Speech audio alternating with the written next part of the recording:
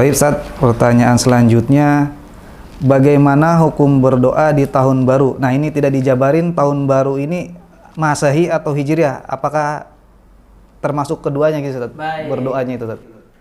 Tahun baru Hijriah itu tidak ada.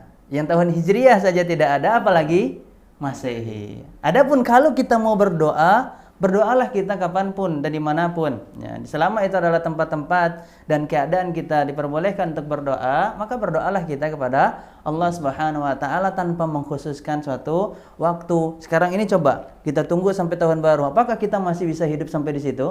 Ya, kalau ternyata tidak, karena kullu nafsin dha'iqatul maut, kita tidak ada yang tahu kita ini akan hidup sampai kapan dan mati dalam keadaan seperti apa. Maka teruslah berdoa kepada Allah Subhanahu wa taala, teruslah berzikir kepada Allah Subhanahu wa taala, karena inilah yang disebutkan oleh Aisyah dalam riwayat Muslim radhiyallahu taala anha, bahwasanya Aisyah mengatakan, karena Nabi sallallahu alaihi wasallam itu mengingat Allah, berzikir kepada Allah Subhanahu wa taala ala kulli ahyani, di setiap keadaannya. Menunjukkan bahwasanya Nabi sallallahu alaihi wasallam itu tidak pernah mengkhususkan waktu, momen untuk berdoa, momen untuk berzikir. Maka kalau mau, berzikirlah kita setiap hari kita, karena memang inilah yang diperintahkan oleh Allah Subhanahu wa taala di dalam surah Al-Ahzab ayat 41, ya ayyuhalladzina amanu dzkurullaha dzikran katsira. Wahai orang-orang yang beriman, berzikirlah kepada Allah dengan zikir yang banyak. Apakah kita yakin orang-orang yang merayakan tahun baru itu mereka berzikir? Bahkan dosa berkumpul semuanya di malam tahun baru.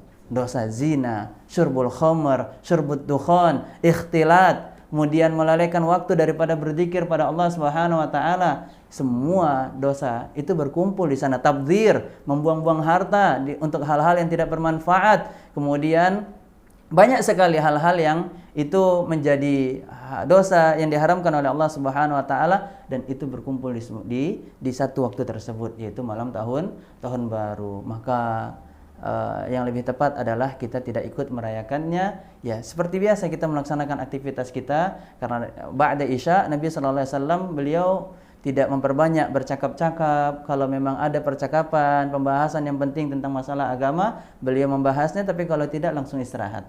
Karena persiapan untuk qiyamul lail, dan itu lebih tepat lagi. Nah,